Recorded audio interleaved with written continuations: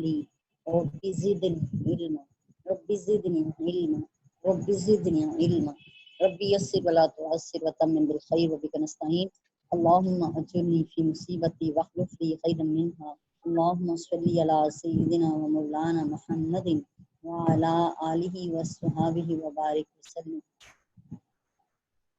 اعوذ باللہ من الشیطان الرجیم بسم اللہ الرحمن الرحیم۔ آج ہمارا 10واں رکوع سٹارٹ ہو رہا ہے سورہ البقرہ کا۔ کل کا ٹیسٹ ماشاءاللہ سب کا بہت اچھا تھا اور زیادہ تر نے بس ہر ایک کے پیپر میں کوئی ایک آدھ غلطی ہوئی ہے۔ اس وقت تک تقریباً 2 اسٹوڈنٹ ایسے ہیں جن کا ٹوٹلی فل مارکس ہیں، اوکاشا ہیں اور شاید دوسرا اسٹوڈنٹ۔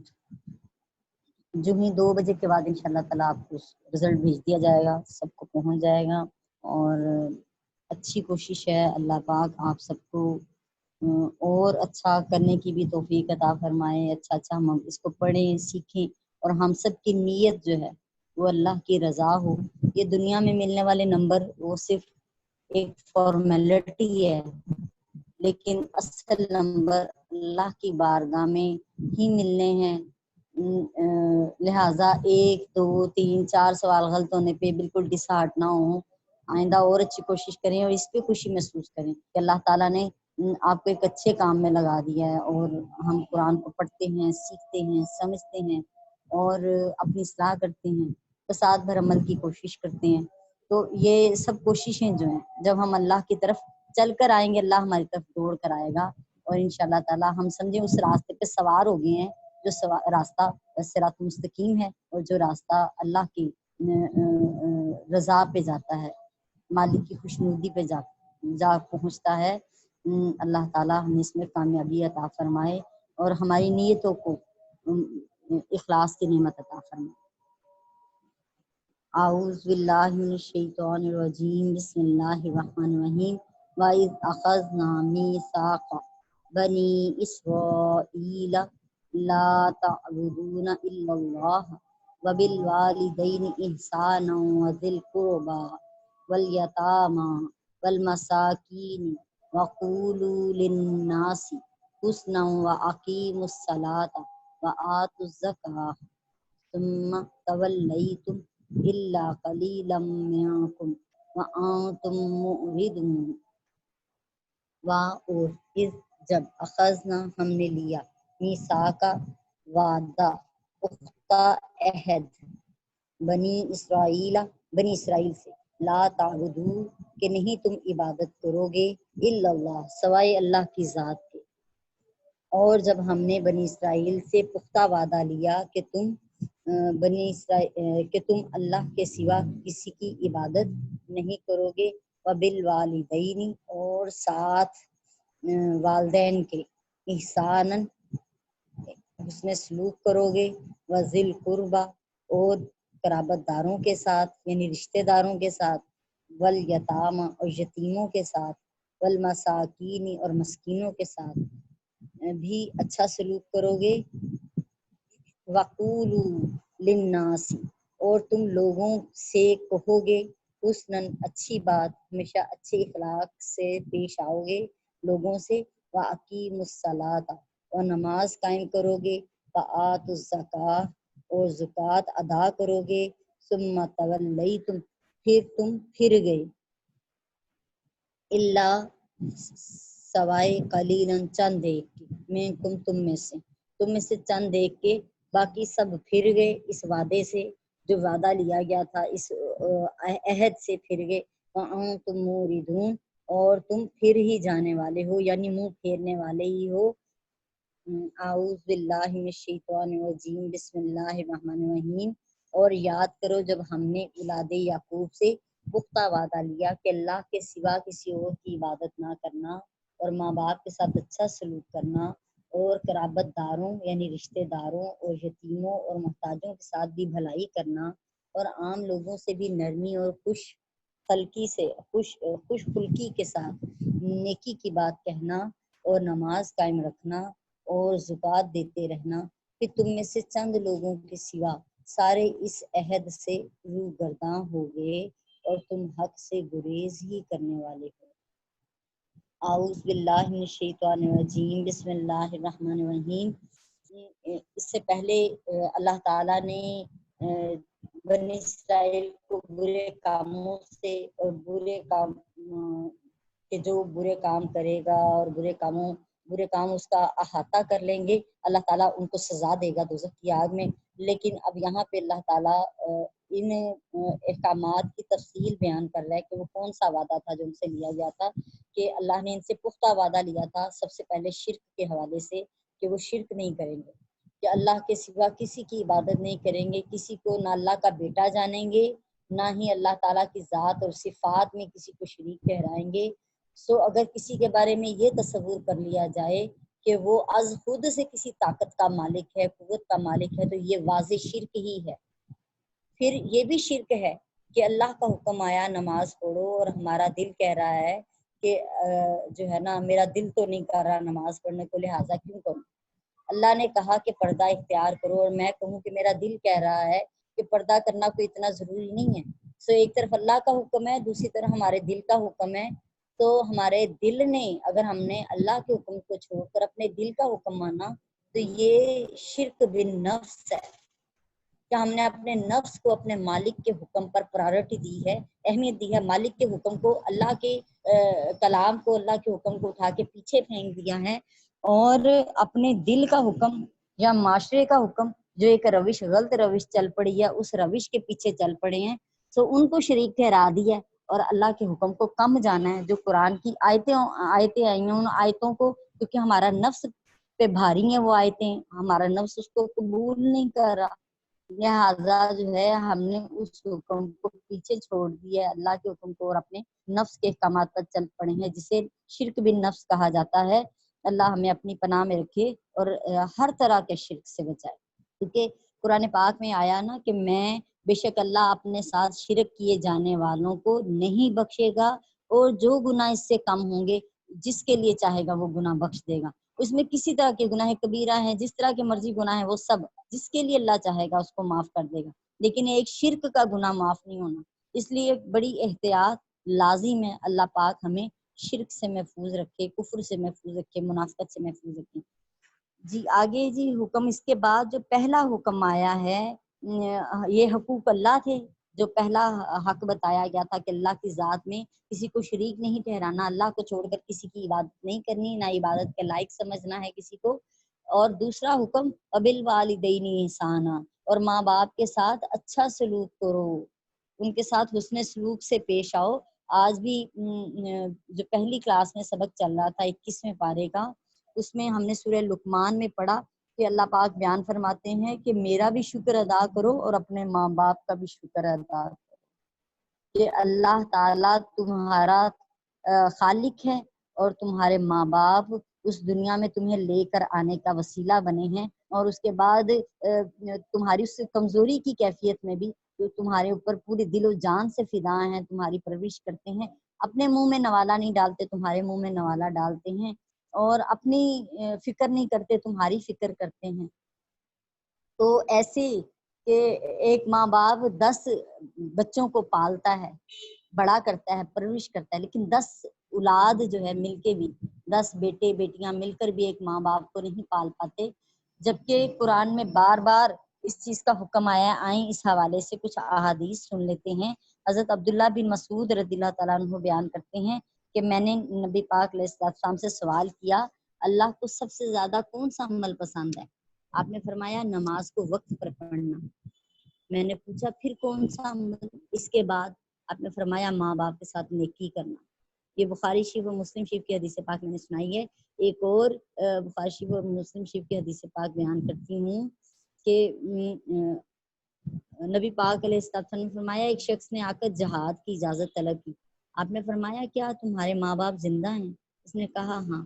فرمایا ان کی خدمت میں جہاد کرو۔ اسی طرح نبی پاک علیہ السلام سے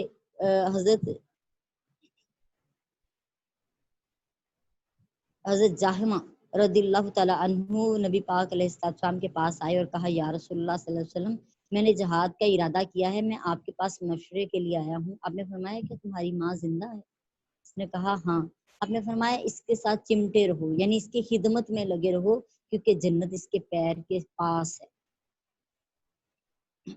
حضرت انس رضی اللہ تعالیٰ عنہ بیان کرتے ہیں جی، طبرانی شریف کی یہ حدیث پاک ہے کہ نبی پاک علیہ السلام کے پاس ایک شخص آیا، اس نے کہا میں جہاد کی خواہش رکھتا ہوں۔ آپ نے پوچھا کیا تمہارے ماں باپ میں سے کوئی ایک ہے؟ اس نے کہا ہاں میری ماں ہے۔ آپ نے فرمایا اس کے ساتھ نیکی کرنے کی زیادہ کوشش کرو، جب تم یہ کر لو گے تو تم حج کرنے والے، عمرہ کرنے والے اور جہاد کرنے والے ہوگے، یعنی یہ تینوں چیزوں کے برابر ثواب ملے گا۔ حضرت ابن عمر، یعنی ماں باپ کا دیکھیں حق کیسا ہے، سن لیجئے۔ حضرت ابن عمر رضی اللہ تعالیٰ عنہ، یعنی عمر فاروق رضی اللہ تعالیٰ عنہ کے جو بیٹے تھے، انہوں نے کہا کہ میں اپنی بیوی سے بہت محبت کرتا تھا اور حضرت عمر رضی اللہ تعالیٰ عنہ اس کو ناپسند کرتے تھے۔ انہوں نے مجھ سے کہا کہ اس کو طلاق دے دو، میں نے انکار کیا۔ حضرت عمر رضی اللہ تعالیٰ عنہ نے نبی پاک علیہ السلام سے اس کا ذکر کیا۔ رسول اللہ صلی اللہ علیہ وسلم نے مجھے حکم دیا کہ اس کو طلاق دے دو، کیونکہ تمہارے ماں باپ تمہیں یہ حکم دے رہے ہیں نا، تو اس میں تمہاری بھلائی ہے، کوئی بہتری ہے۔ حضرت انس رضی اللہ تعالیٰ عنہ بیان کرتے ہیں کہ نبی پاک علیہ السلام نے فرمایا جو شخص اپنے ماں باپ کے ساتھ نیکی کرے، اس کے لیے طوبہ یعنی جنت کا ایک سایہ دار درخت ہے، اور اللہ تعالیٰ اس کی عمر میں زیادتی کرتا ہے، یعنی اس کی عمر کو بھی بڑھاتا ہے جو اپنے ماں باپ کے ساتھ اچھا معاملہ کرتا ہے۔ حضرت ابو ہریرہ رضی اللہ تعالیٰ عنہ بیان کرتے ہیں کہ نبی پاک علیہ السلام نے فرمایا اس کی ناک خاک آلود ہو، اس کی ناک خاک آلود ہو، اس کی ناک خاک آلود ہو۔ 3 مرتبہ یہ جملہ بولا کہ وہ ذلیل و رسوا ہو جائے، ہلاکت ہو اس کی۔ کہ جس نے پوچھا گیا یا رسول اللہ صلی اللہ علیہ وسلم کس کی؟ آپ نے فرمایا جس نے اپنے والدین میں سے کسی ایک کو بھی بڑھاپے میں پایا، اس کے باوجود وہ جنت میں داخل نہیں ہو سکا، یعنی ان کی خدمت کر کے جنت کو حاصل نہیں کیا، بلکہ بوڑھے ماں باپ جو ہیں، یہاں پہ بھی ایک کیٹیگری گنی جاتی ہے کہ جی یہ اپنے سگے ماں باپ کے لیے ہی صرف کہا جا رہا ہے، لیکن ہر عورت اور مرد کی ایک لائف ہے، زندگی ہے۔ نبی پاک علیہ السلام نے فرمایا جب کسی شخص کی شادی ہوئی اور سرکار دو عالم علیہ السلام کی بارگاہ میں آیا تو آپ نے حدیث کا مفہوم بیان کرنی، آپ نے فرمایا کہ تیرے 2 ماں باپ ہیں، ایک وہ جس نے تجھے پیدا کیا اور ایک وہ جس کی بیٹی سے تو نے شادی کی ہے، وہ بھی تیرے ماں باپ ہیں۔ سو ماں باپ کے درجے وہی ہیں جو رکھے گئے ہیں، اور اگر کوئی عورت جا کے اپنے ساس سسر کی بھی خدمت کرے گی تو اس کے لیے جنت انہی کے قدموں میں ہوگی، اور اللہ تعالیٰ ان کو وہ عطا فرمائیں گے، بشرط یہ کہ اس نیت درست ہو اور اللہ کی رضا کے لیے ہم کریں۔ حضرت ابن عمر رضی اللہ تعالیٰ عنہ بیان کرتے ہیں کہ نبی پاک علیہ السلام نے فرمایا 3 آدمی سفر کر رہے تھے اور ان کو بارش نے آ لیا، انہوں نے پہاڑ کے اندر ایک غار میں پناہ لی، غار کے منہ پر پہاڑ سے ایک چٹان ٹوٹ کر آ گری اور غار کا منہ بند ہو گیا۔ پھر انہوں نے ایک دوسرے سے کہا تم نے جو نیک عمل اللہ کے لیے کیے ہوں ان کے وسیلے سے اللہ سے دعا کرو، شاید اللہ غار کا منہ کھول دے۔ یہ ایک تو اس حدیث پاک سے یہ ثابت ہو رہا ہے کہ وسیلہ مانگنا یا وسیلے سے دعا کرنا درست ہے، کچھ غلط معاملہ نہیں ہے، یہ اس حدیث پاک سے ثابت ہے۔ اور یہ بخاری شریف اور مسلم شریف کی میں حدیث پاک آپ کو سنا رہی ہوں۔ ہماری شاید 3 کلاس میں جب میں چھوٹی پڑھا کرتی تھی تو اس ٹائم پہ غار کا پتھر کے نام سے یہ کہانی تھی، یہ اسی حدیث پاک پر بنائی گئی تھی، اور ان تینوں اشخاص نے اپنی اپنی نیکیاں گنوائی تھی جس سے وہ پتھر سرک کے الگ ہو گیا تھا۔ آگے میں اس کا باقی حصہ بیان کرتی ہوں کہ ان میں سے ایک نے کہا اے اللہ میرے ماں باپ بوڑھے تھے اور میری ایک چھوٹی بچی تھی، میں جب شام کو آتا تو بکری کا دودھ دھو کر پہلے اپنے ماں باپ کو پلاتا پھر اپنی بچی کو پلاتا۔ ایک دن مجھے دیر ہو گئی، میں حسب معمول دودھ لے کر ماں باپ کے پاس گیا، وہ سو چکے تھے، میں نے ان کو جگانا ناپسند کیا اور ان کے دودھ دینے سے پہلے میں اپنی بچی کو دودھ پلاؤں مجھے یہ بھی پسند نہ تھا۔ بچی رات بھر بھوک سے میرے قدموں میں روتی رہی اور میں صبح تک دودھ لے کر ماں باپ کے سرانے کھڑا رہا۔ اے اللہ تجھے خوب علم ہے کہ میں نے یہ عمل صرف تیری رضا کے لیے کیا تھا، تو ہمارے لیے اتنی کشادگی کر دے کہ ہم آسمان کو دیکھ لیں، یعنی یہ پہاڑ کا پتھر جو بند ہو گیا یہ سرک جائے اللہ تعالیٰ عز و جل نے ان کے لیے کشادگی کر دی، حتیٰ کہ انہوں نے آسمان کو دیکھ لیا۔ سبحان اللہ و بحمدہ سبحان اللہ العظیم، یعنی ایسے لوگ بھی ہیں جو کہ اپنے ماں باپ کو پھل کا وہ حصہ کھلاتے ہیں جو نرم ہے، اور جو سخت حصہ ہے وہ خود کھاتے ہیں، تاکہ ہمارے ماں باپ نے جیسے چھوٹی عمر میں ہم پر احسان کیا ہے ہم بھی ویسا کریں، لیکن پھر بھی ہم اس کا حق نہیں ادا کر سکتے۔ کسی شخص نے اپنی ماں کو اپنے کندھوں پہ بٹھا کے حج کروایا اور آ کے پھر ان بزرگوں سے پوچھا کہ بتائیں میں نے اپنے ماں کا حق ادا کر دیا؟ آپ نے فرمایا تو نے ابھی صرف ایک رات کا حق ادا کیا، اپنے کندھے پہ بٹھا کے پورا حج کا پروسیجر جو کہ فزیکلی مشقت کا کام ہے وہ ادا کیا ہے، لیکن اس کے باوجود بھی صرف ماں کی ایک رات کا حق ادا ہوا ہے۔ اور جو اتنی راتیں گزری ہیں، اور ایک ماں جو ہے 4 بچے 6 بچے 8 10 بچوں کی خدمت میں لگی رہتی ہے، اور اپنے آپ کو اپنی زندگی کو ان کے پیچھے لگاتی ہے، بولتی ہے، گالتی ہے، کس لیے ہے سارا کچھ؟ تو ان کے درجوں کو تو ہم ان کا بدل نہیں دے سکتے، لیکن ہمیں حکم یہ ہے کہ ان کی آواز سے اپنی آواز کو اونچا نہ کریں، حکم یہ ہے کہ ہم اپنی آنکھوں سے ان کو گھور کے نہ دیکھیں، حکم یہ ہے کہ ہم ان کے لیے شفقت کے بازو ہر وقت بچھا کے رکھیں۔ اگر بڑھاپے میں ان پر کوئی تنگی آئے، پریشانی نہیں آئے، کوئی کسی بات کو بار بار رپیٹ کرنے کی عادت پڑ جائے، تو اس پر ہم ان پہ جھڑکیاں نہ دیں، بدتمیزی نہ کریں ان کے ساتھ، ورنہ ہمارا کیا دھرا سارا کچھ زیرو ہی ہو جائے گا۔ بخاری اور مسلم شریف کی حدیث پاک ہے، حضرت ابو ہریرہ رضی اللہ تعالیٰ عنہ بیان کرتے ہیں کہ نبی پاک علیہ السلام کے پاس ایک شخص آیا اور کہنے لگا، یا رسول اللہ صلی اللہ علیہ وسلم، میرے حسن سلوک کا سب سے زیادہ مستحق کون ہے؟ فرمایا تمہاری ماں۔ انہوں نے پوچھا پھر اس کے بعد کون ہے؟ آپ نے فرمایا تیری ماں۔ اس نے پھر پوچھا اس کے بعد کون ہے؟ آپ نے فرمایا تیری ماں۔ اس نے پھر پوچھا اس کے بعد کون ہے؟ فرمایا تیرا باپ۔ یعنی 3 درجے جو ہیں وہ ماں کا حق ہے، پھر باپ کا حق ہے۔ اللہ نے ایسے درجات عطا کر دیے ہیں، اور کہ ماں بچہ جو ہے ساری رات روتا پیٹتا ہے، ماں چاہے سارے دن کی تھکی ہو لیکن اپنے بچے کے ساتھ ساری رات جاگتی ہے، اس کی گیلی جگہ پہ خود سوتی ہے اور اس کو خشک جگہ پہ سلاتی ہے۔ یہ بڑے درجے ہیں، محنتیں ہیں ان کی، جس کی وجہ سے ان کو یہ بڑے بڑے درجے جنت ان کے قدموں تلے رکھ دی گئی ہے۔ حضرت عبداللہ بن عمر رضی اللہ تعالیٰ عنہ بیان کرتے ہیں کہ نبی پاک علیہ السلام نے فرمایا، اللہ کی رضا باپ کی رضا میں ہے، اور اللہ کی ناراضگی باپ کی ناراضگی میں ہے۔ سو ہمیں سوچنا ہے، دیکھنا ہے کہ ہم اپنے ماں باپ کو ناراض نہ کریں بلکہ ان کو راضی رکھیں۔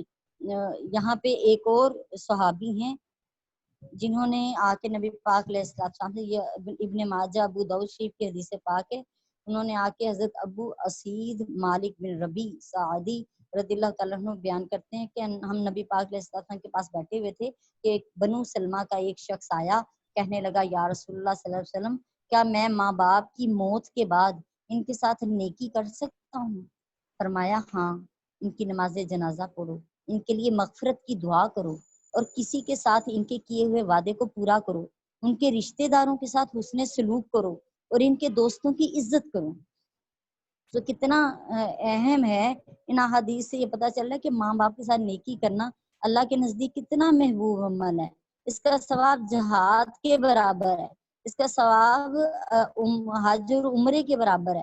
ماں باپ کے قدموں میں رہنا جو ہے وہ جنت کی طرف پہنچا دینا ہے، اور اس سے انسان کی عمر بڑھتی ہے، دعا قبول ہوتی ہے، دوزخ سے نجات ملتی ہے، مغفرت ہوتی ہے، ان کو راضی کرنے سے اللہ راضی ہے۔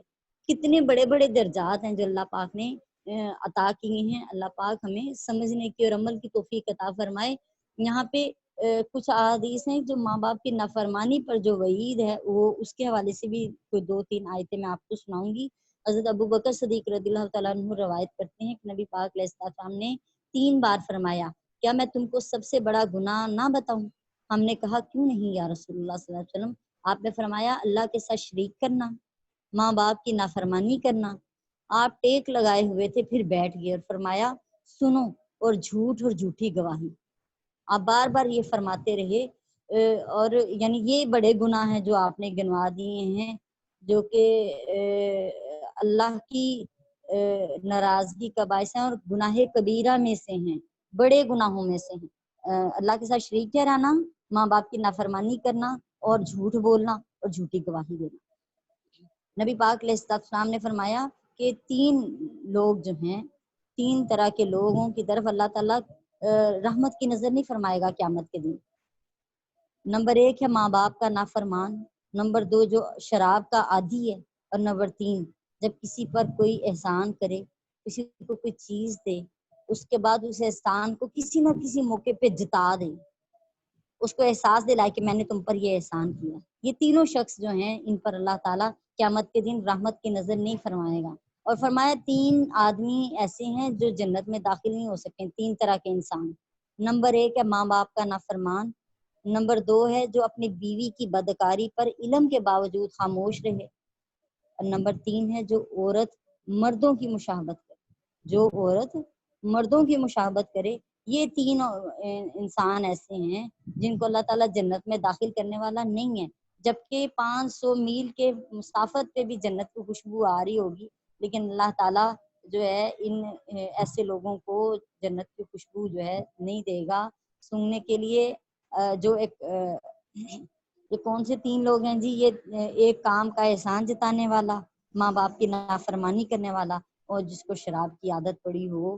ان 3 لوگوں کو ان 3 لوگوں کو جنت کی خوشبو بھی سونگھنے کے لیے نہیں دی جائے گی۔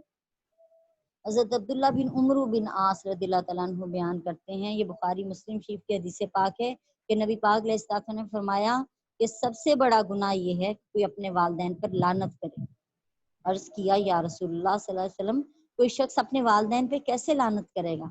فرمایا وہ کسی کے باپ کو گالی دے تو وہ دوسرا شخص اس کے باپ کو گالی دے، وہ کسی کی ماں کو گالی دے اور دوسرا شخص اس کی ماں کو گالی دے، یہ ایسے ہی ہے جیسے اس نے اپنے ہی والدین پر لعنت کی ہے۔ نہ کسی کے والدین کو لعنت بھیجو، نہ کسی کے ماں باپ کو کہو، اور نہ ہی جواب میں تمہارے ماں باپ کے لیے وہ لعنت پڑے، اللہ اپنی پناہ میں رکھے۔ میں نے ایک اور حدیث پاک پڑھی تھی جس میں یہ بیان ہوا تھا کہ جب کوئی انسان دوسرے کے ماں باپ پہ لعنت کرتا ہے تو اصل میں وہ اپنے ہی ماں باپ پہ بھیج رہا ہوتا ہے، لعنت کر رہا ہے۔ کسی کے ماں باپ کو گالی دیتا ہے تو اصل میں وہ گالی اپنے ہی ماں باپ کو گالی پہنچا رہا ہوتا ہے۔ اللہ اپنی پناہ میں رکھے اور محفوظ رکھے اور ایسے معاملات سے بچائے۔ ان احادیث سے یہ معلوم ہو رہا ہے کہ ماں باپ کی نافرمانی گناہ کبیرہ ہے، اس کی وجہ سے انسان جہنم میں جا گرتا ہے، معاشر میں جنت کی خوشبو سے بھی محروم رہتا ہے۔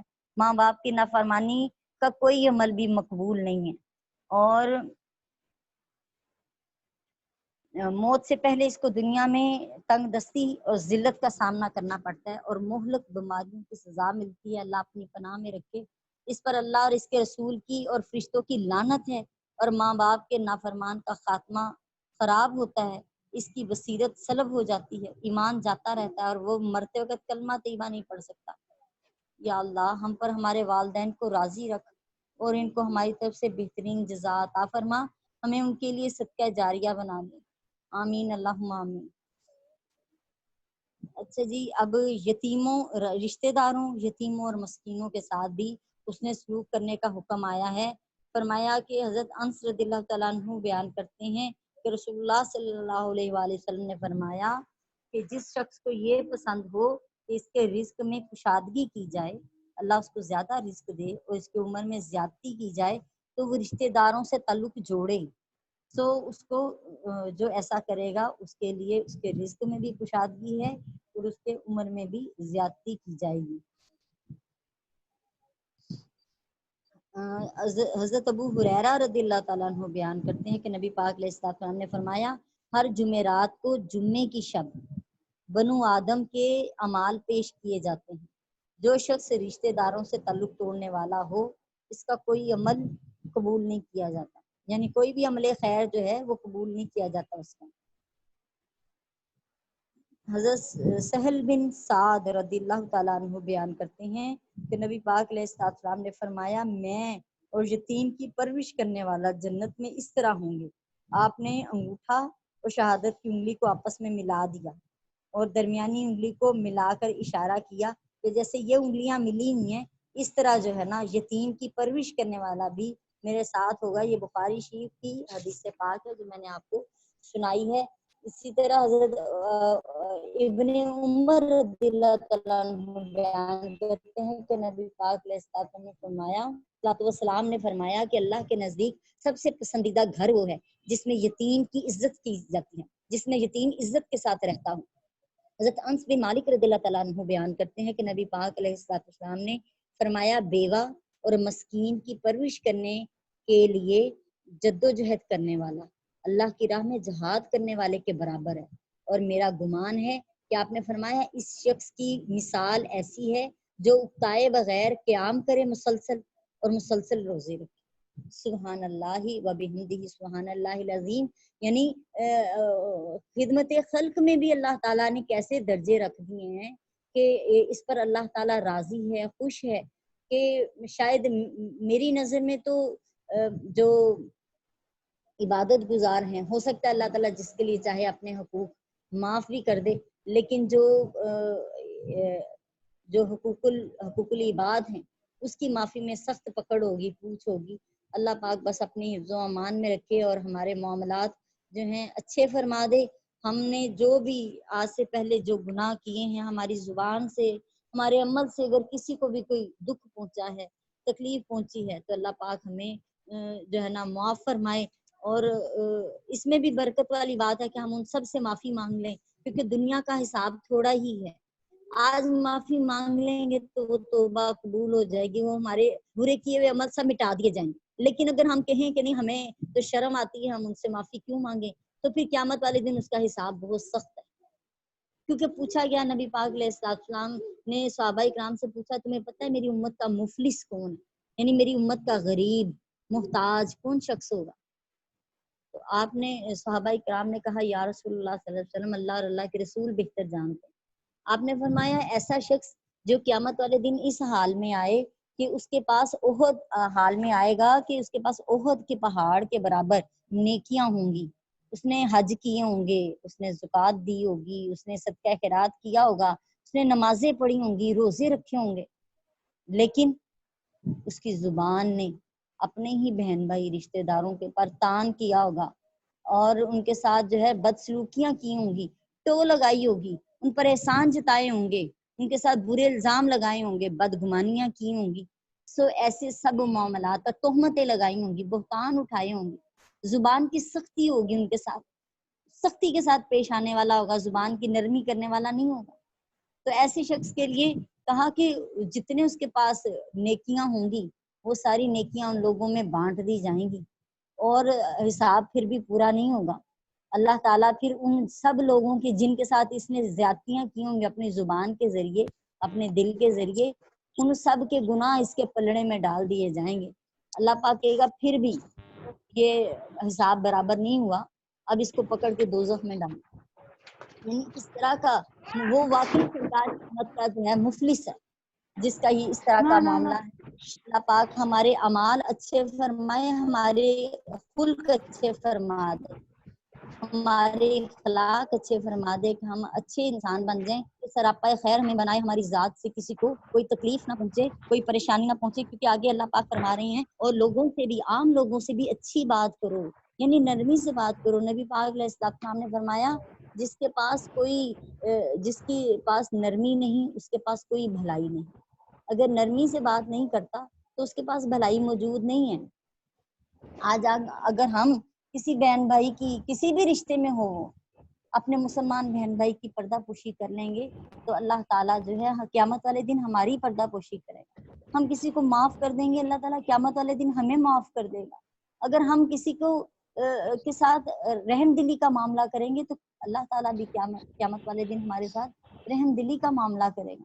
क्योंकि कमी कजियां तो हर इंसान में है, सब में है। कोई शख्स किसी फील्ड में बड़ा अच्छा है लेकिन किसी फील्ड में बड़ा कमजोर है।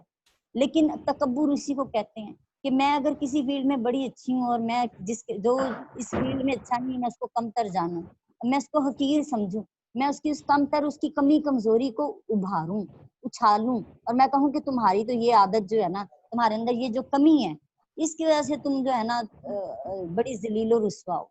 अल्लाह माफ फरमाए। नबी पाक अलैहिस्सलाम ने फरमाया कि एक मोमिन की जान, माल और इज्जत دوسرے مومن پہ حرام ہے. سو ہمیں حکم نہیں ہے کہ ہم کسی کو، ہم کون ہیں، ہماری کیا مجال ہے کہ ہم کسی کی عزت پر حرف لائیں، کسی کی عزت نفس کو جو ہے نا مجروح کریں، ہم اس کو اس حد تک پہنچا دیں اس کا دل روئے.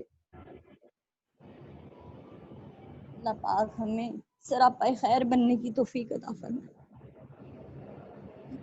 اس کے بعد جی ہمیں حکم ملا ہے کہ ہم نماز پڑھیں، زکوٰۃ دیتے رہیں، اور یعنی ان سے جو وعدہ لیا گیا تھا ہم یہ دیکھتے کہ ہر امت میں یہ چیزیں ایک جیسی ہی ہیں. یعنی یہ ان سے بیان ہو رہا ہے لیکن ہماری امت میں بھی یہی کچھ ہی ہے. یہ ان سب احکامات ہماری امت کے لیے بھی یہی احکامات ہیں جو ہم پر بھی نازل ہوئے. لہٰذا یہاں پہ اب کہا گیا کہ صرف سوائے چند ایک لوگوں کے ان بنی اسرائیل میں سے باقی سب نے اس سے روگردانی کی. اللہ تعالیٰ ہمیں سمجھنے کی اور عمل کی توفیق عطا فرمائے. وما علینا الا البلاغ المبین. صدق اللہ العظیم. السلام علیکم ورحمۃ اللہ وبرکاتہ.